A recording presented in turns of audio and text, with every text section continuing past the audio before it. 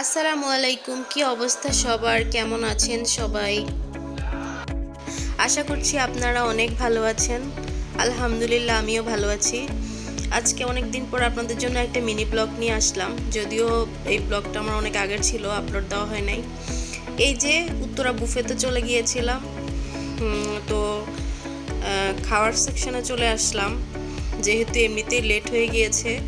তো ঘুরে ঘুরে দেখতেছিলাম কি খাওয়া যায়। অলরেডি অনেক খাওয়াই শেষ হয়ে গিয়েছে, তারা আবার সব ফিল আপ করতেছিল। তো এই যে বুফেতে গেলে হয় কি, আসলে আমরা নর্মালি রেস্টুরেন্টে গেলে কিন্তু ভালোই খেতে পারি, কিন্তু বুফেতে গেলে একটা খাওয়ার পর আর কিছু খেতে ইচ্ছা করে না। জানি না এটা আমার সাথে হয়, আপনাদের হয় নাকি।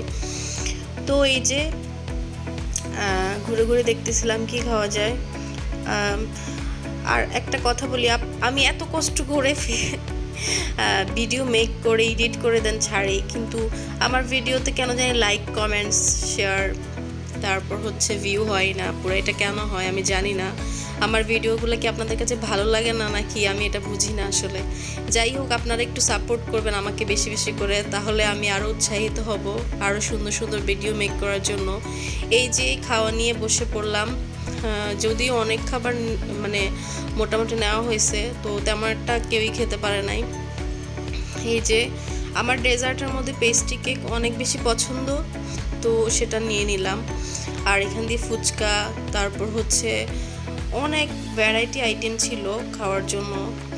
তো খাওয়ার চাইতে আমার ঘুরে ঘুরে দেখতেই বেশি ভালো লাগে, তো বারবার ঘুরে ঘুরেই দেখতেছিলাম। আমি বুফেতে যখনই যাই এইভাবে আমার ভালোই লাগে ঘুরে ঘুরে দেখতে।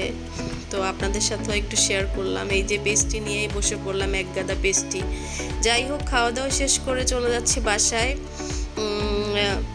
সব কিছু মিলিয়ে ওই মানে রাত্রের ডিনারটা অনেক ভালোই কেটেছে, সবাই মিলে মজা করেছি, গল্প করেছি আলহামদুলিল্লাহ। ভিডিওটা ভালো লাগলে কিন্তু অবশ্যই লাইক কমেন্টস অ্যান্ড শেয়ার করুন। আমাকে একটু আপনারা সাপোর্ট দিবেন আপুরা। আমি এত কষ্ট করে ভিডিও মেক করি, আপনারা যদি সাপোর্ট না দেন তাহলে তো মনটা খারাপ হয়ে যায়। ভালো থাকবেন, টাটা, বাই বাই, আসসালামু আলাইকুম।